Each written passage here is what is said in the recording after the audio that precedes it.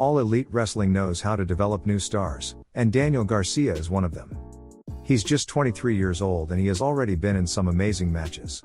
So that's one fact about him, but let's see some more. Number 10.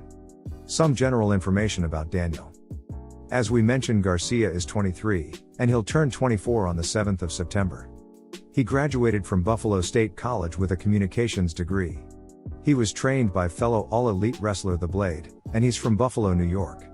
Other ring names that he was given in the past were Danny Garcia and Dante Rios. But, where exactly did he use these? Number 9. His World Wrestling Entertainment appearances. Daniel's talent is evident, and this made both of the biggest wrestling companies today wanting to sign him. He had a very interesting journey. Here's what I mean. Firstly, he appeared on an episode of 205 Live in July 2018, under the name Danny Garcia, during which he lost against Drew Gulak. Later, Garcia made his All Elite Wrestling debut in September 2020, during an episode of Dark. Then, in January 2021, he competed against Tyler Rust on NXT, under the name Dante Rios, where he lost again. Finally, after this back and forth, he signed with All Elite Wrestling, and as we can see, he made the right decision. Now, I'm not saying this as an All Elite Wrestling fan. I think it's objectively clear that he's doing great where he's at, while there's a big possibility that his career would be a lot different in WWE. Number 8. His favorite wrestlers and moments. Daniel made an appearance on All Elite Wrestling's Unrestricted podcast, where he revealed that one of his favorite moments was when Minoru Suzuki fist bumped him, showing his respect. This was before his phenomenal bouts against Bryan Danielson.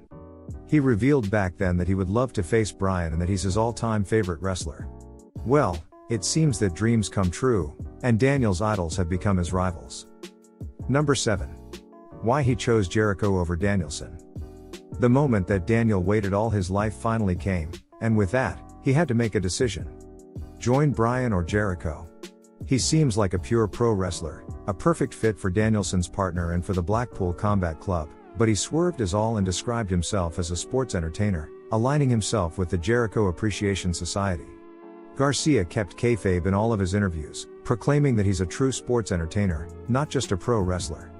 And his 2 out of 3 falls match against Bryan literally happened as I was writing this. We saw some excellent storytelling between Garcia, Danielson and Jericho, so it's going to be a very interesting couple of weeks between the two groups. Number 6. He almost lost his life during an accident. Professional wrestlers are always on the road, and road means possible dangers. The Buffalo brothers, meaning Nick Poofpaw, Kevin Bennett, Kevin Lockwood, and Daniel, hit some black ice which resulted into the car spinning out and they hit the end of a guard rail. It was pretty bad, as the rail basically split the car in two. Here's how Daniel described it. So I was sleeping in the back and I remember I woke up and we were spinning. After the crash, it was almost peaceful. You couldn't hear anything, there was no traffic. There was dew on the ground, cause I was able to get to the ground somehow, and I remember just laying there, and I looked up at the front of the car and I see the people in the front. Kevin Bennett says, "Daniel, are you okay?" And I went, "Yeah, I'm good. I think I broke both my legs though." In conclusion, I broke my femur in my right leg, and my fibula and tibia in my left shin and ankle. Unquote. I've been in a car accident during my time in the Air Forces, and I totally resonate with the peaceful feeling after the crash that Daniel is describing. It doesn't make much sense, but it seems like it's a quite common feeling after shocking events. Anyway, as we know, Daniel fully recovered and he's on top of his game right now. A heartwarming fact is that Chris Jericho donated money to the Buffalo brothers back in 2019. Who would have guessed that a few years later, Daniel and Jericho would be teammates? Number 5. Daniel describing his decision process. As we mentioned, there was a little back and forth for Daniel between All Elite Wrestling and WWE. He eventually signed with All Elite, but it wasn't so crystal clear on his mind during all these years. Here's what he had to say. "I just did work with All Elite in May, and the experience for me personally, it didn't feel great. I really enjoyed the extra work the first time, but the second round, it was kind of like, whatever. They reached out again for me to do it for double or nothing, and I was just kind of over it. I said no, I turned it down." Unquote. Thankfully, Daniel didn't allow his past experiences as an extra cloud his judgment, and he eventually took the right decision. Number 4. A few words for WWE's New Direction. As you know, Vince McMahon has stepped down from his WWE duties. This made many fans happy, while others think that this doesn't mean much, and they suggest that Vince is still actually running things, he's just doing it from his home.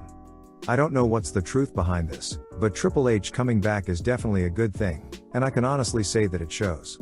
An example that comes to mind is the return of Cross with Scarlett. Daniel thinks the same, and I quote, "I think it's great that he's taken over. I mean, I don't know what their plans are over there, but I think it's great. I think it's going to give a lot of independent wrestlers great opportunities at a very high level, and I think that's good for everybody. More valid places for wrestlers to work is going to create a lot more opportunities for everybody around, and it's going to create a lot more competition. I think healthy competition, maybe even some unhealthy competition, is good for everybody."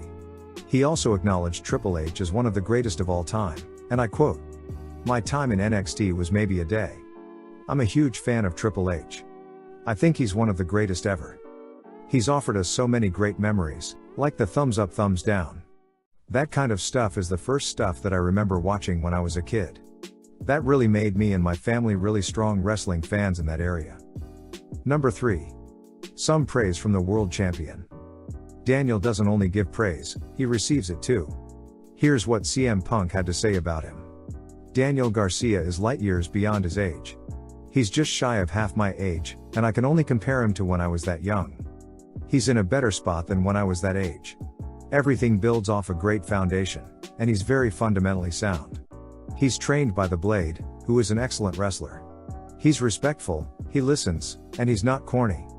He's everything I possibly want in a wrestler on a television show." Number 2. What's his actual height? Believe it or not, it's not that simple to find a wrestler's actual height. Many times these stats are inflated, and you'll see like 3 different numbers for the same wrestler. I made a mistake when I was talking about Ali's height, and one of you actually pointed me to a clip where she reveals her real height, and Daniel Garcia also revealed his own height in the same segment. How many years have we known each other? A long time, like five, 6 years. Yeah, you're my little chicken. Yeah, and she goes, "Danny, what are you, 5'7"?" And she You're thought not, I and was 5'7". How is that an insult, And though? of course I get mad because people think I'm short. I'm 6 foot. I'm 5'11". What are we trying to do? Okay, back to back. Bro, he's taller than Mark by an inch. Because I'm 6 foot. Because I'm 6 foot. I'm like that. Number 1. 4 dream matches in 5 days. You heard that right, Daniel actually did this. Here's his crazy series of matches. He went against CM Punk for Rampage. The match was taped on October 6th, and aired on October 8th. Then he went against Alex Shelley on October 7th. He continued against Minoru Suzuki on October 8th, and finally against Davey Richards on October 10th. Daniel Garcia can really go. He has also appeared on BTE alongside 2.0. Here are some of his best moments. This X looks like a really good place to stand. He's on the X. He's on it. Nothing happened. Why did nothing happen? Plan B, let's do it. And we don't have a plan B. No, we do. Oh, hey! Oh my God. Hey, watch out! Oh! Someone, Stu, let's go. What are you talking about?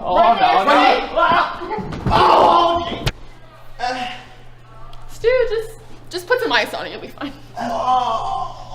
Everyone's forgot about the we BT don't have belt. a number 1 contender. That's the issue. We're gonna abandon that, like WWE abandoned storylines. We're gonna do a whole new thing here. That's what they do. We're gonna have you defend it this week, right now. All right.